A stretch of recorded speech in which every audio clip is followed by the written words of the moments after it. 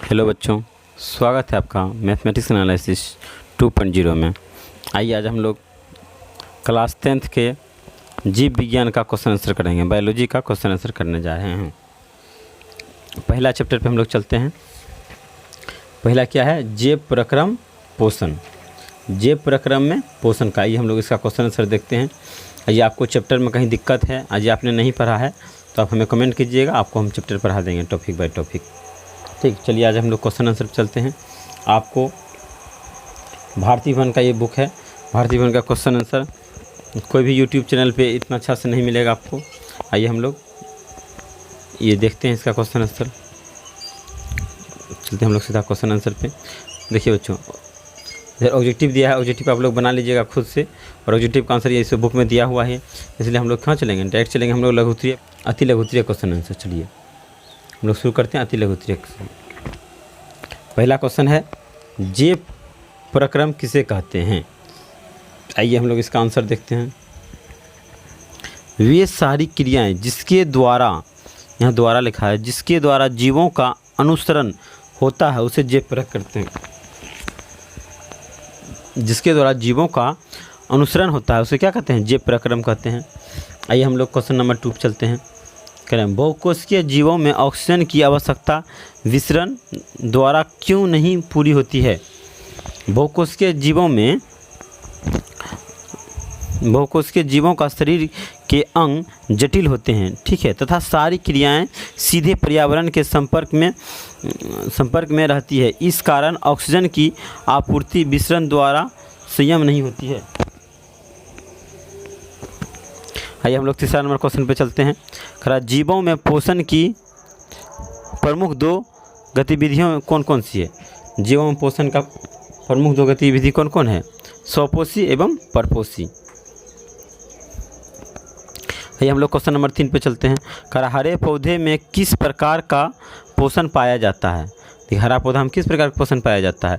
हरे पौधे में स्वयंपोषी प्रकार का पोषण पाया जाता है, क्योंकि हरा पौधा स्वयं अपना खाना बनाता है, इसलिए क्या होगा? स्वयंपोषी में जाएगा। जो अपना खाना स्वयं बनाता है उसे हम लोग क्या कहते हैं? स्वपोषी। जो दूसरे पास देता है उसे क्या कहते हैं? परपोषी। तो हरा पेड़ पौधा स्वयं खाना बनाता है उसे क्या कहेंगे? स्वयंपोषी कहेंगे। आइए, कह रहा है, जंतुओं में पोषण की कौन सी विधि पाई जाती है? जंतु में क्या है? जंतु दूसरे पास रहता है, इसलिए क्या होगा? परपोषी होगा। कह रहा, 3 प्रकार की पोषण विधि का नाम लिखिए। क्या होगा? मृतजीवी पोषक, परजीवी पोषक और प्राणी संपोषक। ठीक है, ये पोषण का प्रकार है। आप कह रहा है, संपूर्ण प्रकाश संश्लेषण क्रिया में रासायनिक समीकरण। देखिए, रासायनिक सूत्र क्या होता है इसका? इसका होता है CO2, 6CO2। ये संतुलन करने के लिए 6 लगाए, CO2 + H2O। ठीक है, उसके बाद यहाँ इसका ये होता है ग्लूकोज का सूत्र होता है C6H12O6। ये क्या था? ग्लूकोज प्लस H2O, ऑक्सीजन मुक्त होती है, प्लस क्या? जल H2O, ये मुक्त होती है। इसको बैलेंस करने के लिए देखिए, यहाँ कार्बन 6 गो था, इसलिए 6 लगाए। ऑक्सीजन क्या हुआ? 12 ठो। ऑक्सीजन यहाँ आपको कितना मिला? ऑक्सीजन आपको देखिए 6 गो यहाँ पे है, 6 गो यहाँ पे, 12 का ऑक्सीजन भी आपको मिल गया। ठीक है, सॉरी 24 का ऑक्सीजन इसमें है, तो आपको देखिए ऑक्सीजन यहाँ क्या मिला? 12 और प्लस 12, 24 गो। आपको यहाँ ऑक्सीजन क्या मिला? 6 है, तो क्या 6 इसका कितना? 12 दूना 24 का ऑक्सीजन भी आपको मिल गया। ठीक है, इसको संतुलन करने के लिए लगाए हैं प्रकाश संश्लेषण। चलिए हम लोग ज़्यादा वीडियो को नहीं खींचते हैं। प्रकाश संश्लेषण की क्रिया में उत्पादकों के रूप में क्या बनता है? प्रकाश संश्लेषण की प्रक्रिया में उत्पादकों के रूप में क्या? ऑक्सीजन बनता है। जो ऑक्सीजन मुक्त होती है हम लोग क्या करते हैं? अगला क्वेश्चन पे चलते हैं। चलिए क्वेश्चन नंबर 9। क्वेश्चन नंबर 9 क्या कह रहा है? कह रहा, प्रकाश संश्लेषण की प्रक्रिया हरित लवकों या क्लोरोफिल में क्यों होती? चलिए इसका आंसर देखते हैं। क्योंकि क्लोरोप्लास्ट में क्लोरोफिल वर्णिक पाया जाता है। क्यों? क्लोरोप्लास्ट में क्या? क्लोरोफिल वर्णिक पाया जाता है। आइए क्वेश्चन नंबर हम लोग 10 देखते हैं। करा, प्रकाश संश्लेषण प्रक्रिया के लिए किन किन पदार्थों की आवश्यकता होती? प्रकाश संश्लेषण प्रक्रिया में आप लोग जानते होंगे, चैप्टर पढ़े होंगे तो आप लोग देखे होंगे। प्रकाश संश्लेषण प्रक्रिया में क्या क्या आवश्यकता है? क्लोरोफिल, कार्बन डाइऑक्साइड, जल और सूर्य की प्रकाश की आवश्यकता होती है। यहाँ जल तथा खनिज लवण भी दे सकते हैं, मिट्टी से जल तथा खनिज लवण। प्रकाश संश्लेषण प्रक्रिया के लिए पौधे CO2 कहाँ से प्राप्त करते हैं? CO2 कहाँ से? वायु से प्राप्त करते हैं। प्रकाश संश्लेषण प्रक्रिया में पौधे को CO2 वायुमंडल से पत्तियों के भीतर कोशिकाओं के विसरण के द्वार पहुँचते हैं। कह रहा वायुमंडल से प्राप्त करता है कौन? पत्तियाँ प्राप्त करता है। पत्तियाँ में जो आप लोग पढ़े होंगे छिद्र होता है, उसके द्वारा क्या होता है? ऑक्सीजन पौधे के हर भाग तक पहुँचता है। भोजन कहाँ बनता है? भोजन तो पत्तियों में बनता है, पत्ती में ही बनता है इसका। आइए 13 चलते हैं। कवक एवं जंतुओं में प्रकाश संश्लेषण की प्रक्रिया क्यों नहीं होती है? आपसे पूछता है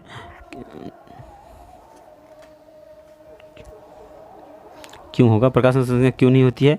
क्योंकि ये सूक्ष्म जीव है जो घुलित कार्बनिक पदार्थों के रूप में भोजन अवशोषित करता है। यहाँ अवशोषित लिखा है, अवशोषित करता है। आइए क्वेश्चन नंबर 13 पर चलते हैं। पोषण की दृष्टि से अमीबा और पैरामीशियम किस प्रकार के जंतु है? देखो, पोषण के दृष्टिकोण से अमीबा तथा पैरामीशियम परजीवी पोषण है।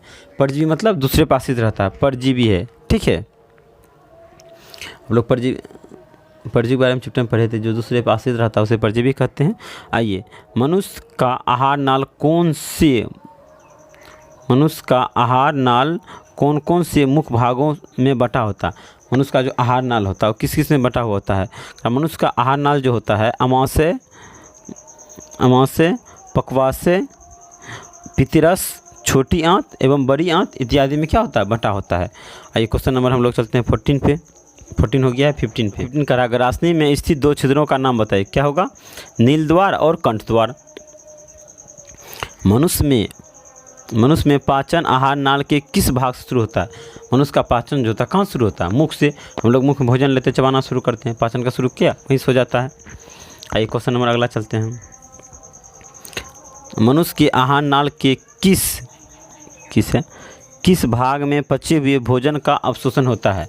मनुष्य के आहार नाल में छोटी आंत में पचे हुए भोजन का क्या होता है? अवशोषण। मतलब जितना भी रस उससे भोजन से खींचता है, क्या करता है? छोटी आंत पूरा भोजन को दे करके बड़ी आंत में भेज देता है।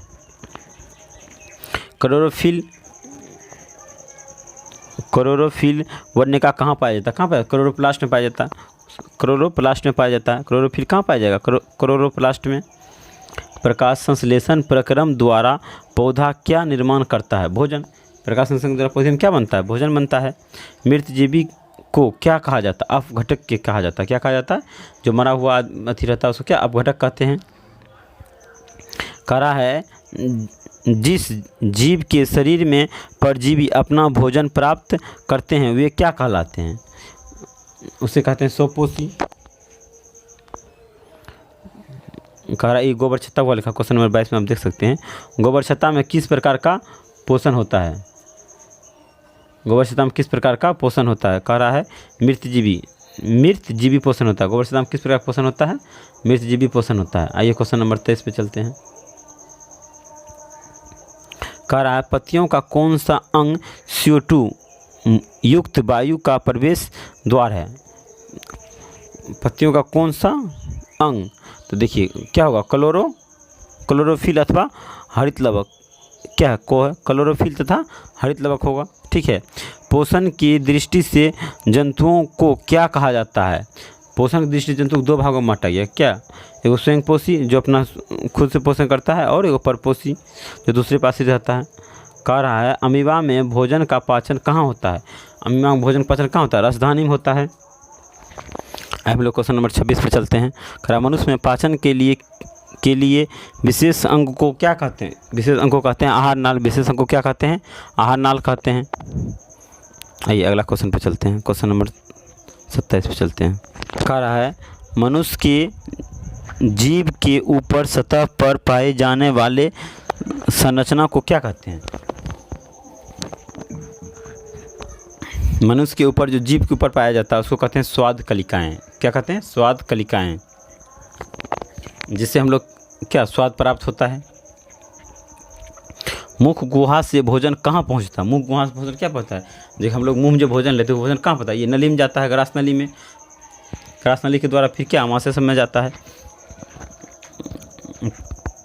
क्या ग्रास नलिका की दीवार से तरंग की तरह होने वाली संकुचन एवं फैलाव को क्या कहा जाता है? उसको कहता है कर्मा संकुचन। उसे क्या कहते हैं?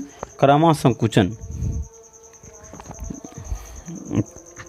भोजन में मौजूद प्रोटीन को पेप्टोन में कौन सा एंजाइम परिवर्तित करता है? क्वेश्चन नंबर 30 देख सकते हैं यहाँ से।